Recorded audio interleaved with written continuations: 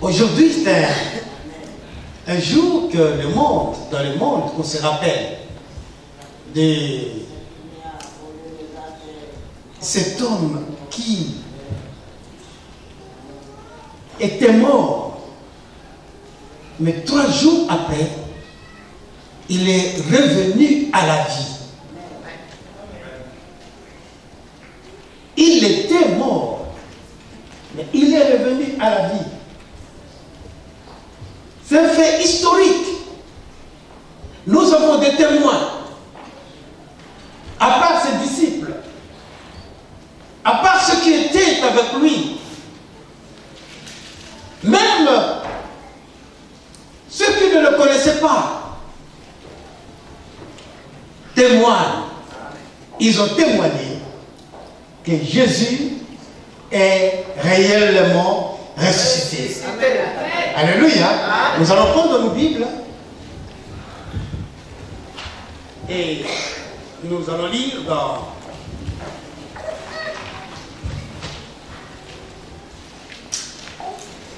le livre des Actes, un texte que nous connaissons, mais aujourd'hui nous allons lire ce texte comme un récit de témoignage de la résurrection de Jésus-Christ. Nous allons prendre dans Actes au chapitre 9,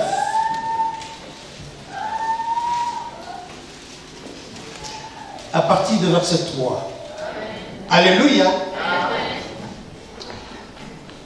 Nous écoutons souvent les récits de Marie de Magdala, de Pierre, des disciples d'Emmaüs, ces gens-là qui étaient avec Jésus-Christ, qui l'ont connu, et ils l'ont vu quand on l'a crucifié. Ils étaient témoins. Ils ont vu toutes ces choses.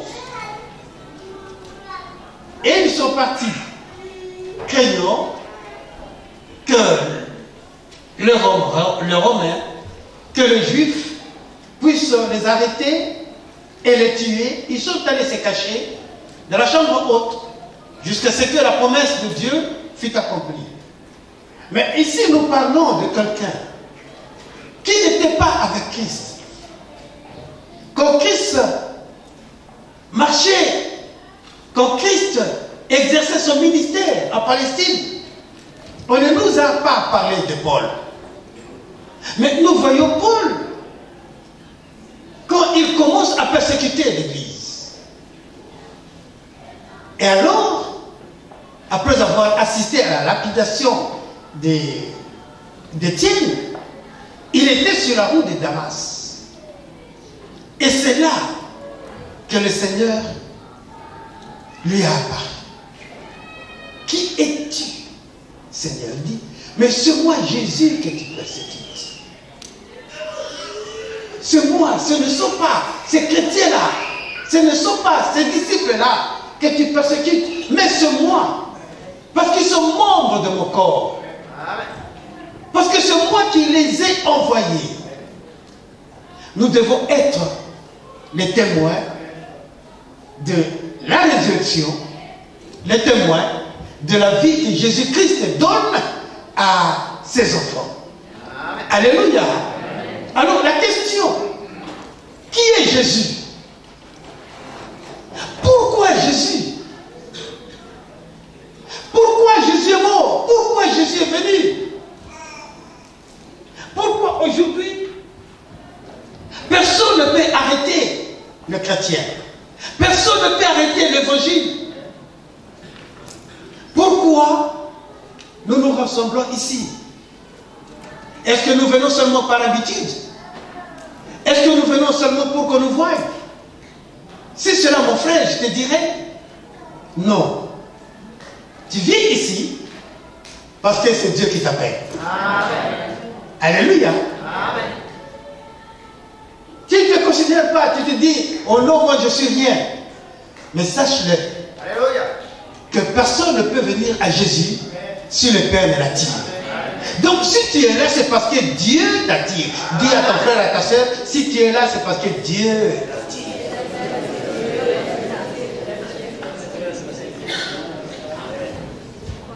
Alléluia. Je veux qu'on lise un texte, un deuxième texte. 1 Corinthiens chapitre 15, versets 3 à 5. Amen. Alléluia. Amen. Alors Paul, que Christ a rencontré sur le chemin de Damas, celui qui s'élève maintenant pour aller prêcher la bonne nouvelle. Comme il dit, comme je vous ai enseigné, comme je vous ai enseigné, moi aussi, je suis là pour témoigner. Vous aussi, vous devez aller témoigner. Alors la question que je posais tout à l'heure, pourquoi Jésus? Pourquoi Jésus est venu?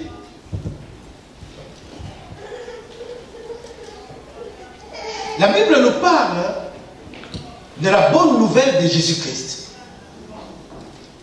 La bonne nouvelle, c'est l'évangile.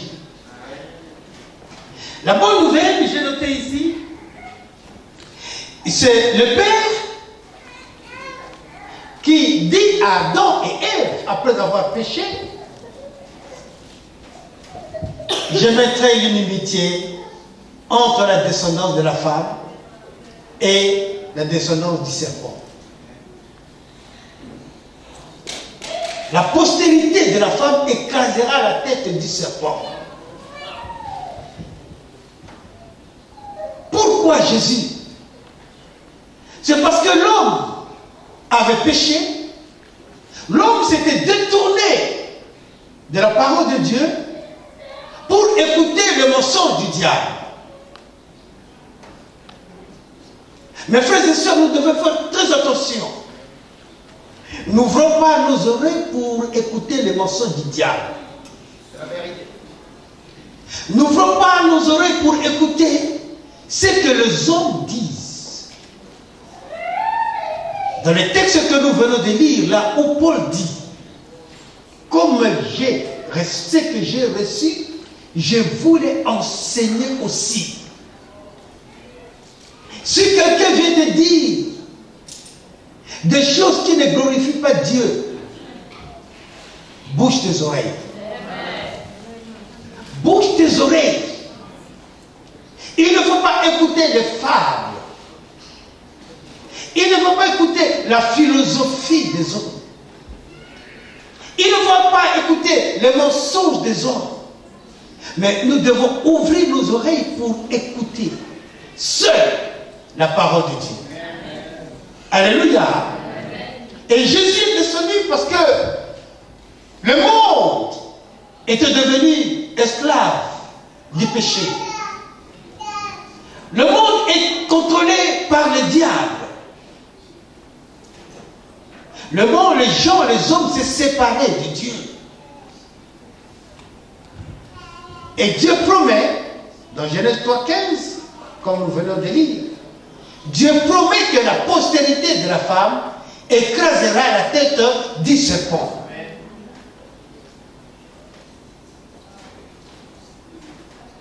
Ce n'est pas comme les Africains disent, ah, ma grand-mère, ma tante là, vraiment, c'est elle qui protège la famille.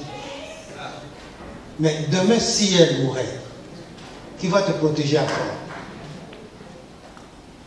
Mais nous avons un protecteur éternel. Amen. Son nom c'est Jésus-Christ. Alléluia. Amen. Et Jésus est descendu. Mais avant cela, Jésus a été annoncé.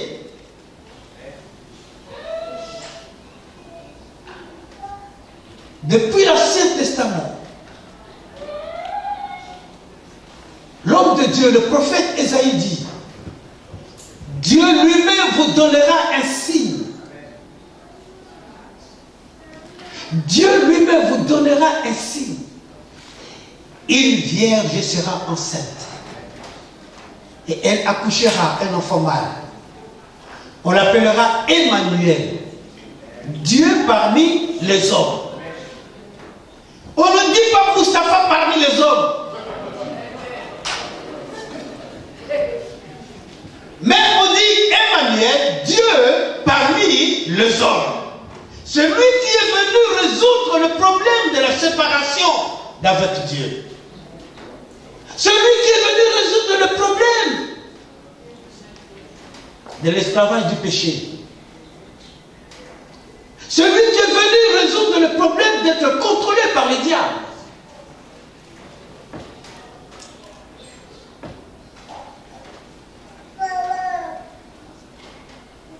Il y a plusieurs années,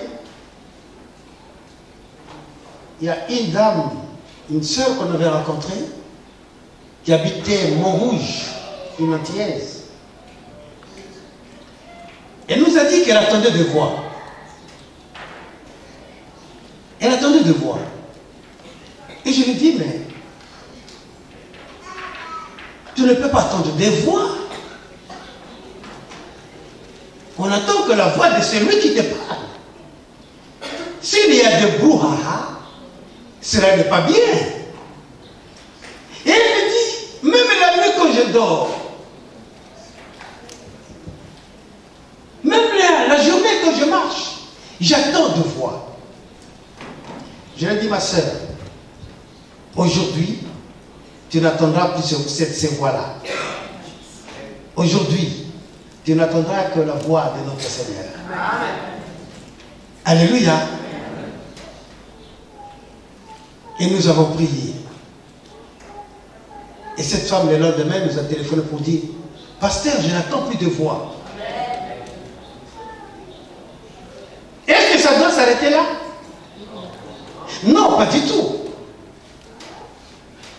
Puisque cette sœur, ayant été délivrée, elle est venue 2 fois, 3 fois à l'église. Après, elle est partie. Il dit non, je t'ai venu seulement parce que j'attendais de voir. Mais maintenant, comme je n'attends plus, c'est fini. Elle n'a pas compris que Jésus-Christ est venu afin que nous ayons la vie éternelle. Alléluia. C'est pourquoi il nous montre il nous donne des réponses comme ça. Mais la vraie réponse, c'est la vie éternelle que Jésus nous accorde. Alléluia. Et Jésus, nous avons dit que le prophète Ésaïe a prophétisé. Et qui est Jésus? Jésus est le vrai prophète. Alléluia. Jésus n'est pas ce prophète-là. Quand il vient à l'église, Gabi, je vois 100 euros dans ta poche. Jésus n'est pas le prophète qui dit, ah, tu vas mourir, hein? Tu sais qu'on t'a ensorcelé, tu vas mourir. Tous ces prophètes de l'Ancien Testament sont morts. Mais Jésus est le vrai prophète.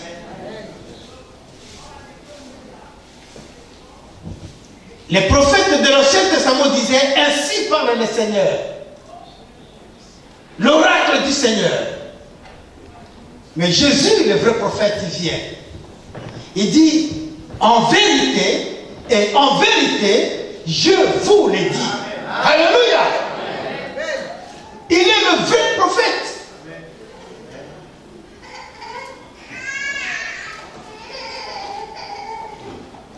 Jésus est le vrai sacrificateur.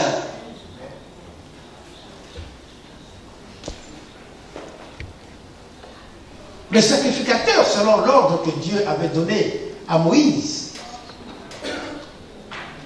Aaron, c'est lui qui devrait immoler l'agneau pour le pardon des enfants d'Israël.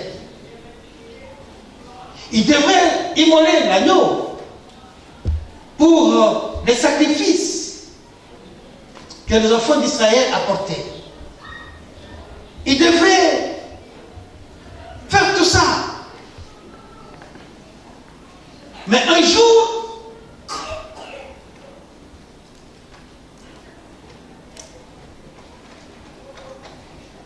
les sacrificateurs ont fermé la porte du temple parce qu'ils avaient faim. Puisqu'ils avaient faim, ils ont fermé la porte du temple. Mais Jésus est le vrai souverain sacrificateur. Il dit, c'est moi qui suis la porte. Nul ne peut aller au Père sans passer par moi. Jésus est le vrai sacrificateur. Il s'est donné. Aaron sacrifiait l'agneau. Mais Jésus, la porte.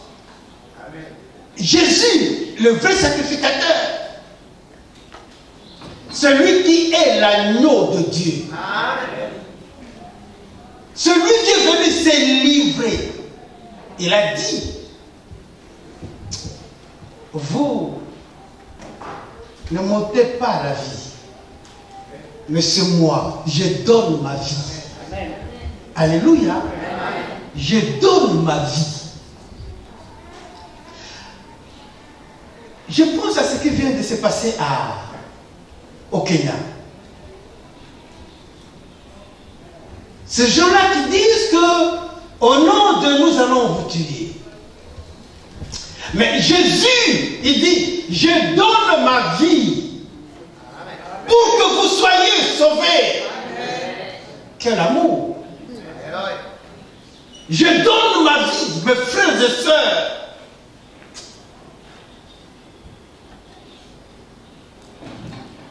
Durant cette semaine-là, toute la semaine, nous avons fait la campagne. Pourquoi on a fait la campagne? C'est pour apporter la lumière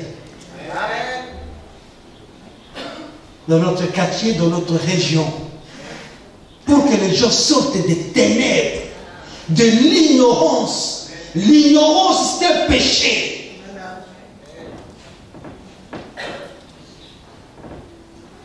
Ne pas chercher Dieu, c'est accepter de rester dans l'ignorance, dans les ténèbres. Mais Dieu dit que ceux qui me cherchent, même en tâtonnant, je me laisse trouver par eux. Alléluia. Donc, puisque nous avons l'évangile, comme Paul a dit, je vous enseigne ce que j'ai reçu du Seigneur. Nous aussi qui sommes là, le message de la chair, comme on prêche maintenant, je ne prêche pas mon histoire.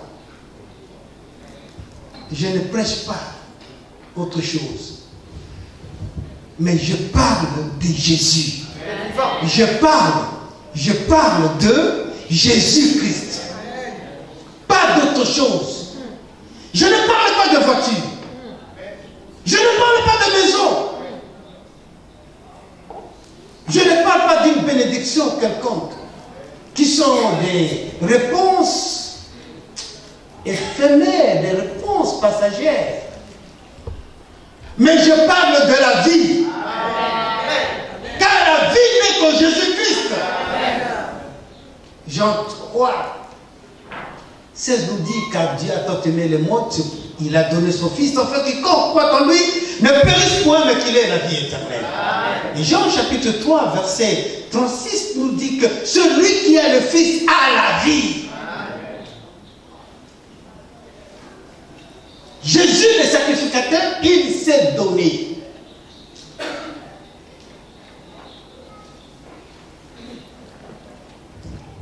L'agneau que Aaron sacrifiait était immolé. Il n'y a que l'odeur qui montait. Et Dieu a agréé cette offrande-là. Mais Jésus, le vrai sacrificateur, il s'est donné. Et le troisième jour, il est ressuscité. Alléluia. Mon frère, ma soeur, je peux te demander qui est cet homme qui était mort et ressuscité? Il n'y a que Jésus seul. Amen. Jésus. C'est Christ. Seulement Jésus. Pas autre chose. Les autres sont morts. Il y a leur sépulcre. Mais si vous allez à Jérusalem, on va vous montrer un tombeau vide. Parce que Jésus est ressuscité. Amen. Il est ressuscité et 40 jours après, il est monté au ciel avec son corps, avec son sang. Il est monté et il est allé s'asseoir, si c'est le trône, à la droite du trône. Il dit, Père, j'ai accompli ma mission. Voilà pourquoi nous chrétiens, je vais revenir sur ça, nous avons l'assurance. Amen. Amen. Amen. Jésus est le vrai roi. Nous voyons David quand il gagnait la guerre, quand il allait en guerre. À son retour, le peuple se levait et disait, Saoul a tué 10, David a tué 10 000. Et on chantait des honneurs à David. Et David étant roi d'Israël, le monde reconnaissait en lui la puissance, qu'il était puissant. Mais or, David n'est que l'image de Jésus-Christ dans l'Ancien Testament. Comme on peut citer Joseph, comme on peut citer tant d'autres. Mais Jésus est le vrai roi. Amen. Lisons dans 2 Colossiens, chapitre 5, excusez-moi, chapitre 2, à partir du verset 13. Il est le Seigneur des Seigneurs. Alléluia. Il y a un homme de Dieu, brésilien. Dans sa vie, il était vraiment assassin. Il était assassin. Il était grand vendeur de drogue. Et l'Interpol avait interdit qu'il ne pouvait pas voyager. Qu'il ne pouvait pas sortir du Brésil. Je raccourcis. Et c'est tout qui a accepté Jésus-Christ. Un jour, les amis de la Finlande l'invitent. On dit, tu viens, pasteur, viens témoigner Jésus. Et il se rappelle. Il dit, je dois, oui, il faut que je voyage. Mais ceux qui le connaissaient l'ont dit, mais toi, tu ne peux pas voyager. Toi, Moïse, ce pasteur s'appelle Moïse. Toi, Moïse, tu ne peux pas voyager. L'Interpol te cherche. Et le pasteur dit, oui, autrefois, j'étais recherché. Mais j'ai accepté Jésus-Christ. Si Dieu me déclare libre, c'est que je suis libre. Je dois aller demander mon passeport. Bien-aimé, il est allé pour demander son passeport. On lui dit, monsieur, tu ne peux pas voyager. Il dit, moi, je dois voyager. Donne-moi seulement le passeport. On a donné le passeport. Il dit, tu dois, maintenant, il faut aller à l'ambassade. Il arrive à l'ambassade. Et ses amis attendaient la main. Cet homme était interdit de sortir. Et on fait des recherches au niveau de l'Interpol. On cherche. Il dit non, monsieur, tu n'as pas de dossier ici. Amen. Alléluia. Amen. Alléluia. Si Dieu te déclare juste, c'est que tu es juste. L'ordonnance qui nous condamnait a été détruite. Nous sommes libres. Et il a voyagé, le monsieur a voyagé. Amen.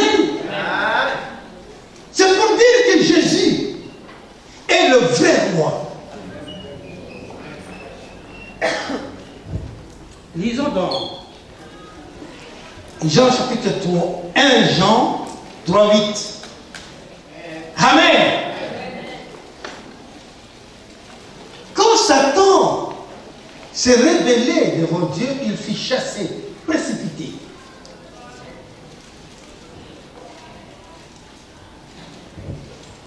Avec la force qu'il avait, avec la connaissance qu'il avait. Dieu l'a dit seulement, je ne veux pas te voir. Or, l'homme a été créé moins inférieur que l'ange. C'est que le diable, dans les jardins d'Éden, il est venu, il a usé de cette puissance-là, de ces mensonges. Il a dit à Adam, mange, à Ève, mange le fruit. Ils ont mangé. C'est que l'homme, étant inférieur à Satan, il est resté toujours inférieur, mais il est devenu aussi esclave de Satan. Mais Jésus, la question était pourquoi Jésus est venu? La réponse, Genèse 3, 15. La postérité de la femme détruira, écrasera la tête de Satan. Maintenant, Jésus vient. Il est né d'une femme d'une vierge qui s'appelle Marie. C'est que Jésus était vraiment homme, vrai homme, à cause de la chair de Marie. Alléluia. Maintenant, j'avais dit à Marie, le Saint-Esprit te couvrira et tu seras enceinte. C'est que Jésus est venu sur cette terre, pas comme nous, par la relation de nos parents, leur désir. Mais Jésus, c'est Dieu qui est venu couvrir l'Esprit de Dieu. Est venu se mettre dans les seins de Marie. Et Marie fut conçue. Donc Jésus est à la fois homme, vrai homme, et Dieu, vrai Dieu. Alléluia. Étant homme, il marchait en Palestine, on le voyait, il marchait. En Palestine, on l'a vu pleurer à cause de l'incrédulité des hommes devant la tombe de Lazare. Jésus n'a pas pleuré parce qu'il ne pouvait pas ressusciter Lazare, non. C'est à cause de l'incrédulité des hommes. Il dit, mais ne croyez pas, Père, alors, que Lazare sorte. Et Lazare est sorti. Alléluia. Et Jésus, étant homme, puisque sa mort a été déjà annoncée dans le psaume 22, verset 7, on avait déjà annoncé la mort de Jésus-Christ. Il fallait qu'il meure, étant l'agneau de Dieu. Et si Satan savait que c'est lui, la postérité de la femme, qui allait écraser sa tête, il ne l'aurait pas tué. Mais Satan dit, mais Satan fait beaucoup de miracles. Satan ne voyait que le miracle. Il voyait que les réponses que Jésus-Christ apportait aux gens qui étaient dans le besoin, car la Bible nous dit que partout où Jésus allait, il faisait du bien, ressuscitant les morts, guérissant les malades. Et c'est ce que le diable voyait seulement. Il dit, mais cet homme, il commence à tirer beaucoup de gens.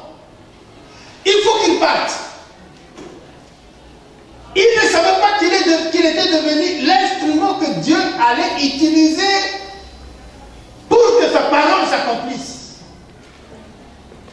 Alors il a complété, il a dit, vous arrêtez cet homme. On a arrêté Jésus. On l'a flagellé. Et puis, on l'a mis à la croix. Il ne savait pas que c'était le plan de Dieu. Il ne savait pas que, parce qu'il faisait, l'ordonnance qui condamnait les hommes était en train de tirer. Il ne savait pas que le sang de Jésus-Christ qui allait couler, c'est ce sang-là qui efface les péchés du monde. Alléluia.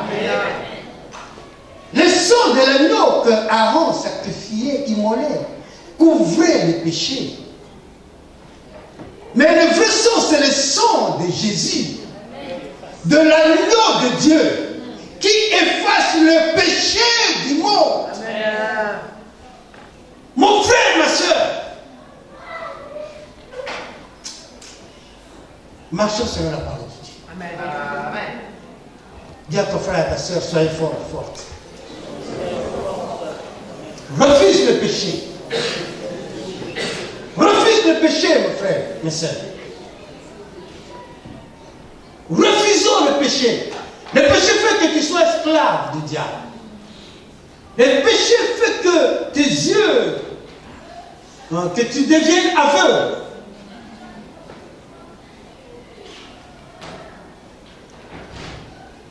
Et toi, enfant de Dieu, nous devons savoir ceci. Que les païens, ils marchent selon leur intelligence, leur façon de faire. Ils sont loin de Dieu. Si un chrétien, tu viens à l'église, si tu te laisses tromper encore par le diable, c'est que tu t'éloignes aussi de Dieu. Quelle différence y a-t-il entre un païen et toi qui viens à l'église, mais tu te comportes comme les païens? Vraiment. Vous êtes la même chose. Vous êtes pareil. Notre Dieu est un Dieu qui fait la différence. Amen. Nous étant enfants de Dieu, nous devons aussi être différents des autres. Amen. La réponse du monde, ce n'est pas la réponse de Dieu. Le monde dit, ils disent comme ça, oh, la voix du peuple, c'est la voix de Dieu. Ah, où est-ce que c'est écrit? Où est-ce que c'est écrit? Dieu dit, vos voix ne sont pas mes voix. Vos pensées ne sont pas mes pensées. Donc arrêtons, bien-aimés. Arrêtons de dire, ah oui. C'est quoi? C'est la démocratie, c'est la démocratie. Non. Nous sommes enfants de Dieu. Nous marchons selon la parole de Dieu. Amen. La parole de Dieu nous donne la direction à suivre. La parole de Dieu nous garde. La parole de Dieu nous protège. Alléluia. Amen. Je connais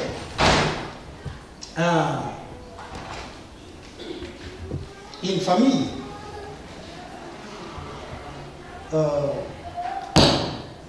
Trois sœurs. Trois sœurs ont quitté l'Afrique, ils sont venus s'asseoir ici, et plutôt habiter ici. Deux étaient mariés, un était célibataire. Une était célibataire. Et ils ont fait l'effort pour faire venir leur grande sœur. Leur grande sœur est arrivée. La grande sœur, depuis le pays là-bas, n'était pas mariée. Et la grande sœur est arrivée ici, elle habitait chez ses petites sœurs. Elle a commencé. Mais vraiment, ton mari ne peut pas te faire souffrir comme ça. Il sort, il rentre que le soir, très tard. Où est-ce qu'il va? La femme savait très bien que mon mari, même s'il va comme ça, il va revenir. Mais la grande sœur commence.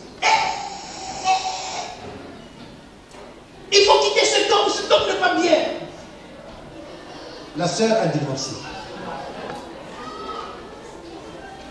L'autre sœur qui était mariée, la grande sœur est allée encore. Et elle aussi, elle a divorcé. Et quelques mois après, la grande sœur se marie.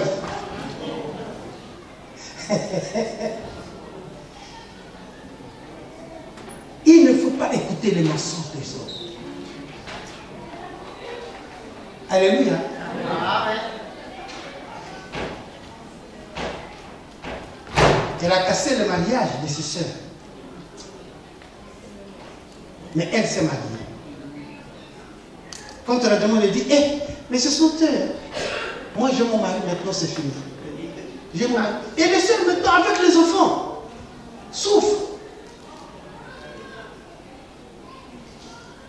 Jésus, le vrai roi, comme nous avons lu, il est venu, il a déchiré l'ordonnance qui nous condamnait. Qu'est-ce qu'il a fait? Il a enchaîné les diables. Il dit, tout pouvoir m'a été donné au ciel, sur la terre et sur la terre. Je vous les donne. Alléluia. Nous sommes enfants de Dieu. Paul que nous avons lu tout à l'heure, il était persécuteur d'église. Mais quand il a accepté Jésus-Christ, c'est lui qui a fait l'évangélisation mondiale. Alléluia. Nous aussi, autrefois, nous étions comme eux. Romains chapitre 8, verset 2. Autrefois, 1, 2. Autrefois, nous étions comme eux.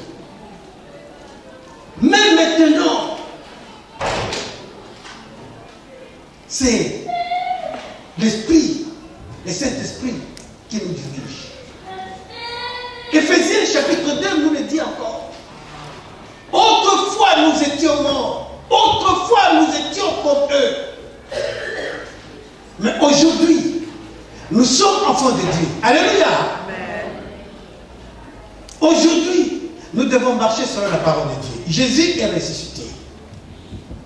Il vit en nous. Jésus vit en nous.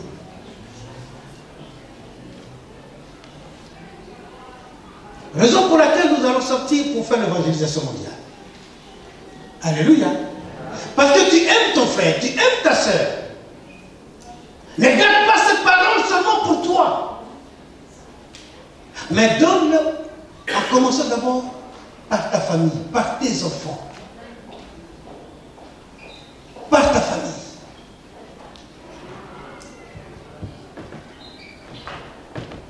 Cette semaine, nous avons parlé de l'église régionale. Si à côté de toi, il y a quelqu'un que tu connais, que tu aimes, va le voir. Commence à prier avec lui. Alléluia. Commence à prier avec lui, avec elle, avec cette personne.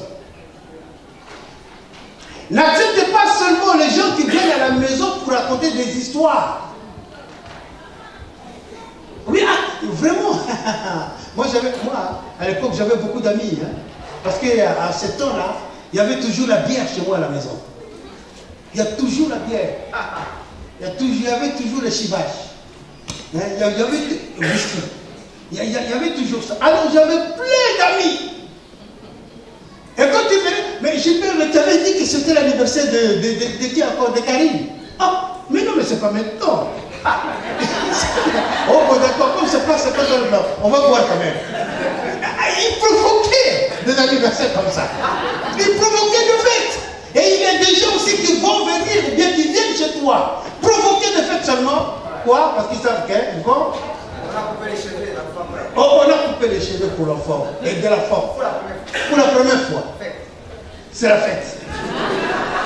Et la fête, là, écoute, bien aimé, on est là, on rigole, mais écoute, parmi nous, nous le faisons. La fête de l'enfant, hein, mais qui commence à quelle heure? Minuit. La fête de l'enfant, mais ça commence à minuit. La fête de l'enfant, tu vas louer une salle. À combien? À 3 000 euros. Et tu invites les gens. Parmi nous aussi, il y a des gens qui vont. Hein. On rigole comme ça, mais parmi nous, nous allons aussi. À quelle heure? À 23 h. Et quand tu arrives à 23 h, tu restes jusqu'à 4 h du matin. Le dimanche, tu ne peux pas venir à l'église. L'enfant qu'on fêtait son anniversaire, ne voit même pas tout ça. Parce qu'il dort. Mes frères et sœurs, nous à l'église, écoutez très bien. Arrêtons ces choses. Arrêtons ces choses. Tu cherches seulement à plaire aux hommes. Mais cherche plutôt à plaire à Dieu. Amen. Alléluia. Tu dépenses ton argent pour rien. Tu dépenses ton argent pour rien. Au lieu d'investir dans l'œuvre de Dieu. Il y a Frédéric qui me disait, l'année dernière en Corée, il y avait la conférence internationale des Remnants, des jeunes.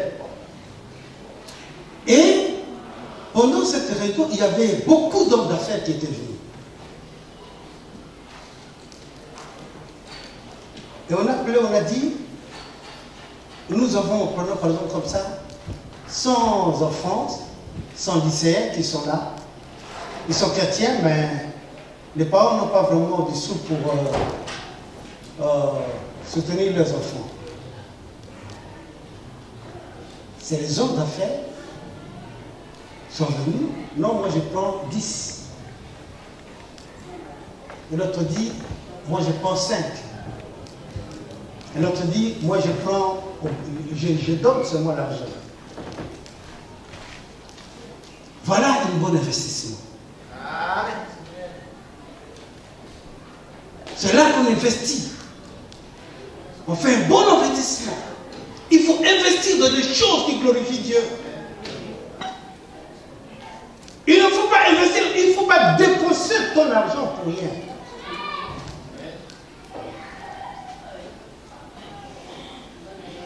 Alléluia. Alléluia. Je bénis le Seigneur parce que ce soir, nos enfants vont aller à Valence. On avait annoncé que nous voulons que nos enfants aillent. Mais il y a d'autres qui n'ont pas, pas assez d'argent. Et nous bénissons le Seigneur pour l'église qui s'est levée. Je dis l'église, je veux honorer l'église. Alléluia. J'honore l'église qui a payé les billets pour les enfants afin qu'ils puissent se rendre en Espagne. Nous bénissons l'église qui a payé le frais pour leur séjour. Nous bénissons l'église. Ça, c'est l'investissement que Dieu aime. Parce que ces enfants-là ne vont pas seulement pour jouer. Mais ils vont là-bas pour apprendre. Amen. Demain, ils seront des élites. Amen. Et ils vont donner l'évangile aux autres. Amen. Alléluia. Amen. Jésus est ressuscité. Il faut que Jésus vive en toi. Puisque Jésus-Christ vit en toi, tu seras discerné ce qui est de Dieu et ce qui n'est pas de Dieu. Frères et sœurs, n'aie pas honte. Ce matin, je lisais encore, Jésus-Christ dit que celui qui aura honte de moi devant les hommes, moi aussi j'aurai honte de lui devant mon Père. Mais celui qui va m'honorer devant les hommes, moi aussi je veux l'honorer devant mon Père. Alléluia.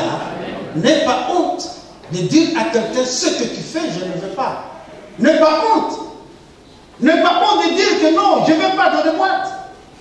N'aie pas honte de dire non, je ne fais pas ça parce que je suis chrétien. N'aie pas honte de dire ce que vous faites, Dieu ne l'agrée pas. N'aie pas honte de dire à quelqu'un que tu vois qui est marié, mais qui sort avec une autre femme. Dis-lui clairement,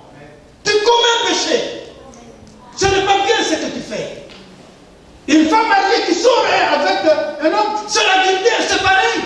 Dis-lui clairement, ce que tu fais est péché. Là, tu vas sauver son âme. Et quand tu sauves son âme, au ciel, il y a une fête. Alléluia. Et c'est comme ça que Jésus-Christ nous a sauvés.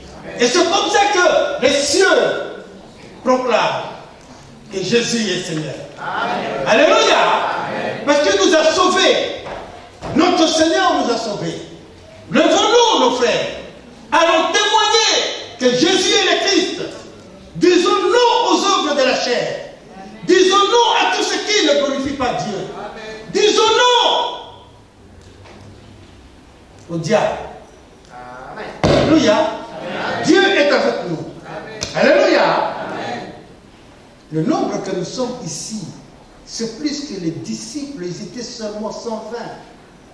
Nous sommes ici à plus de 150, 200.